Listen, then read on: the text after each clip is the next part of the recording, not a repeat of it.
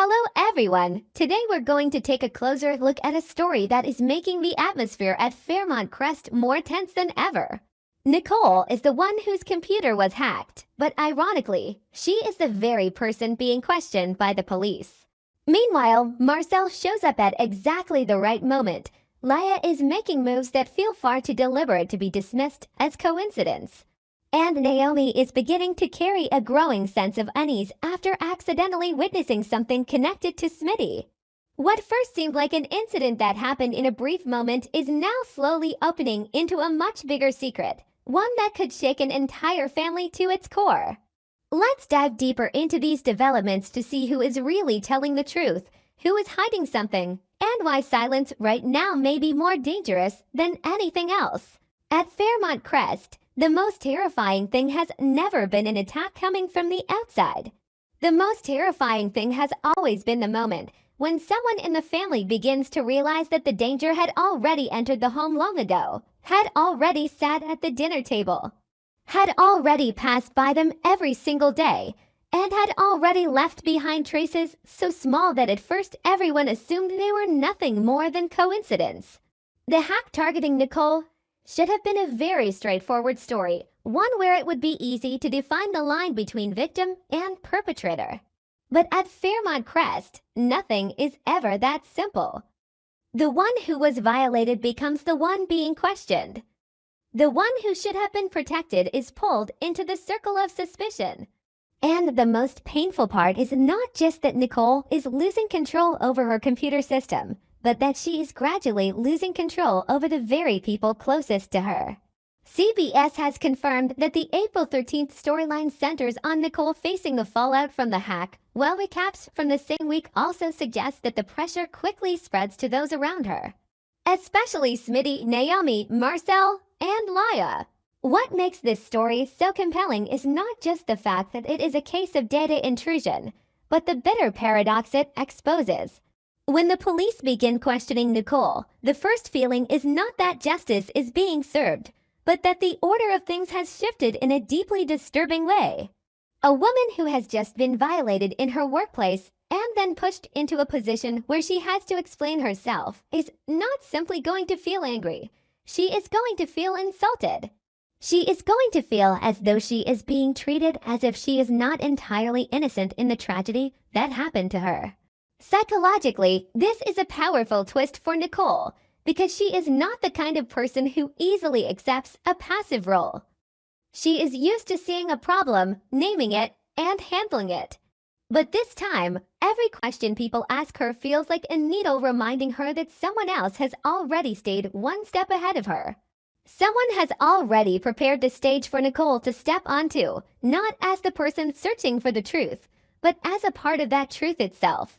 Some of the latest recaps also emphasize that at the hospital, Laya appears unusually calm and even leans toward the idea that the police should not be called right away, making the entire situation around the hack feel less naturally handled and more carefully steered. That is exactly why Marcel's appearance cannot be dismissed as random in the simplest sense.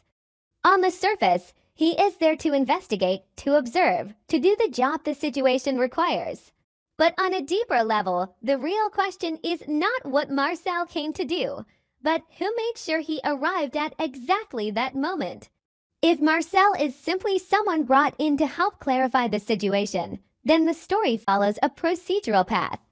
But if it is Laya who pulled Marcel into this, then the meaning changes immediately. In that case, Marcel is no longer an outsider looking in, but a chess piece placed in the middle of the board with the most harmless-looking appearance possible. That is what makes Laya so dangerous. This woman does not need to act in an obvious way to have influence. She only needs to appear one beat earlier, remain 1 degree calmer, and offer a suggestion that sounds more reasonable than anything anyone else is saying. When someone like that rushes to see Marcel immediately after the hack, it is hard to believe it is merely coincidence. Spoilers for the week of April 6th to 10th and updates for April 13th to 17th suggest that Laya has a direct link to the investigation branch at the hospital. while Marcel is pulled into meeting an old friend during the exact period when the female lead at the hospital becomes crucial. That intersection is what raises the possibility that Laya did not simply react after the incident, but had already positioned herself before the incident ever exploded. If we look at the story through a colder, more analytical lens, Laya has three very obvious advantages.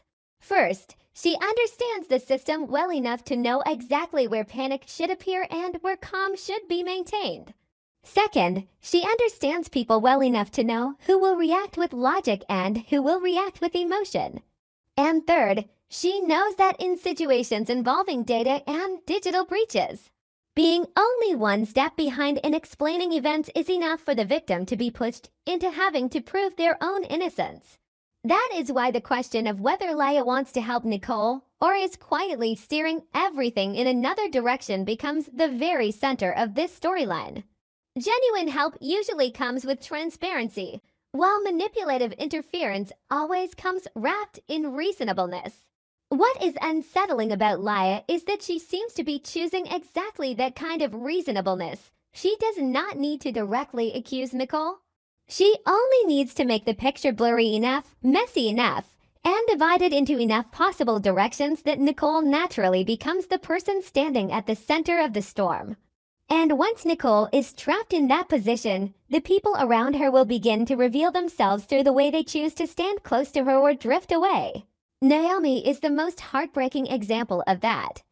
She did not create the hack, but she could become the person who deepens her mother's pain simply through one decision to stay silent. What unsettles Naomi is not only that she saw Smitty near the place where everything happened, but the moment she realizes that what she saw does not fit the innocence she wants to believe in.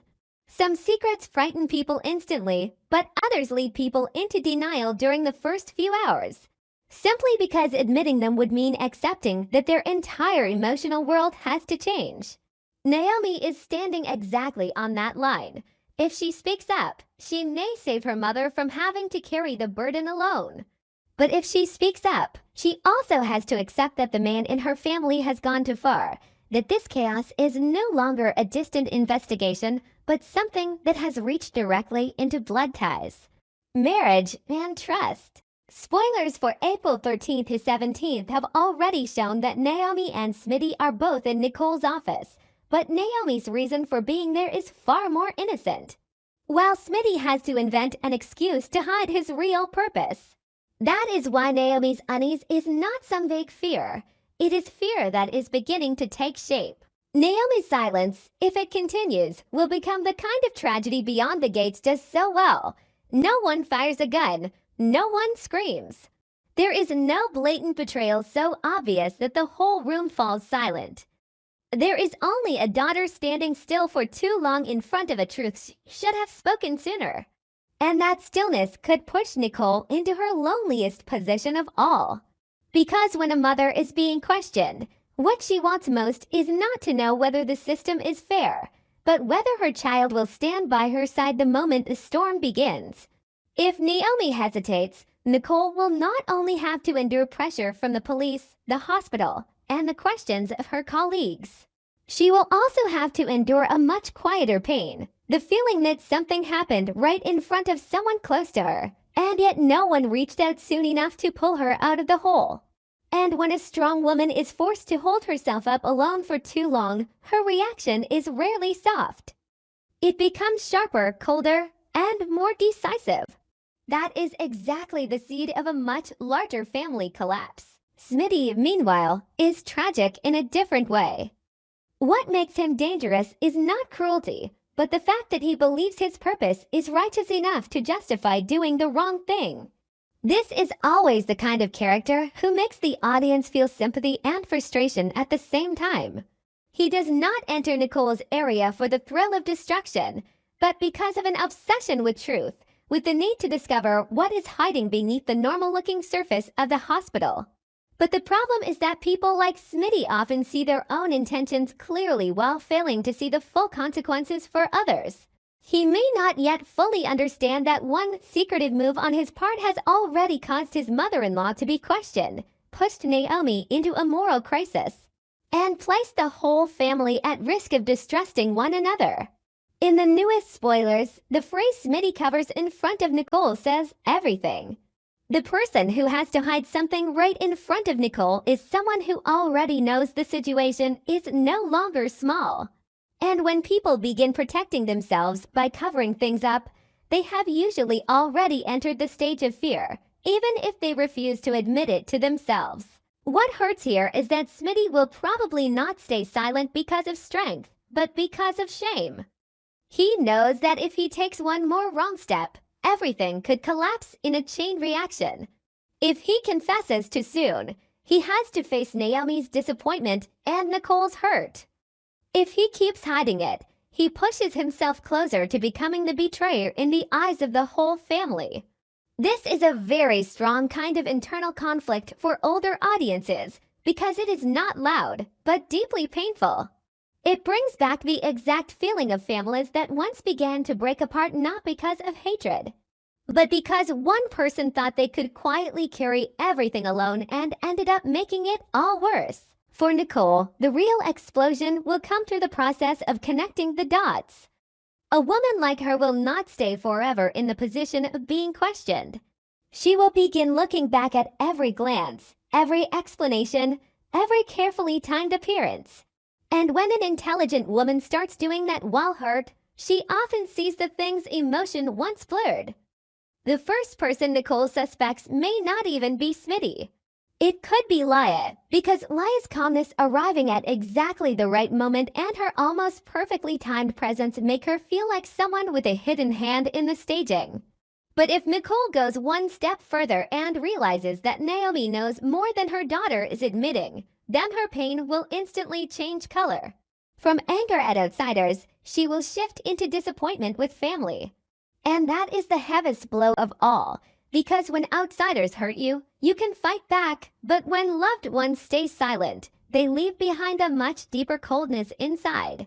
If Naomi finally tells the truth, whether Nicole believes her immediately becomes an even more painful question. A mother who is being questioned, pressured at work, and made to feel that everything around her may be manipulated is not likely to receive a late confession without bitterness. Nicole may believe Naomi on a rational level, but the emotional wound will not disappear right away. She will understand that her daughter was afraid, torn, and trying to protect something. But she also will not be able to forget that she had to stand alone during the worst phase of all this. That is fertile ground for the show to push the mother-daughter relationship into a more mature, but more costly territory, where love remains, but innocence inside that trust does not. Looking at the full storyline from an analytical point of view, its strength lies in the fact that it does not build conflict around a single shocking twist, but through many layers of responsibility stacked on top of one another. Nicole is the victim, yet she is forced into the role of the one who must explain herself. Marcel arrives as an investigative ally, yet he may be walking down a path someone else prepared for him. Laya presents herself as competent, but the more competent she appears, the more suspicious she becomes. Naomi does nothing directly wrong, yet her silence could tilt the moral balance. Smitty does something wrong while believing he is moving closer to what is right. That moral ambiguity gives the story far more weight than an ordinary hacking plot, because it turns a technical incident into a trial by fire for an entire family. And if the truth finally comes out, Nicole may still be the one who suffers the most, but she will not suffer alone. This entire family will be forced to look at one another through different eyes. Naomi will have to live with the feeling that she was one step too late when her mother needed her most. Smitty will have to face the consequences of using a righteous cause to cross ethical boundaries. Marcel may realize that he was only invited in to legitimize a direction that had already been carefully arranged. And Laya, if she truly is the one who set things up ahead of time, will prove that in the most frightening tragedies, what destroys people is not a loud explosion, but the way an invisible hand nudges each person half a step off course until no one is left standing where they once began. That is such a beautiful, painful direction, and one that fits the spirit of Beyond the Gates perfectly. It does not need immediate chaos. It only needs to let suspicion slip quietly between the people closest to one another, and the rest will break apart in the cruelest way on its own. Everything I share here is only personal speculation and my own perspective. If you enjoyed this video and found it useful, please support me with a like and leave a comment below. If you have even better ideas or more interesting theories, please share them in the comments so everyone can join the discussion. I truly appreciate all of your support and contributions. Thank you so much. And if you have not subscribed to us yet, please scroll down and hit the subscribe button.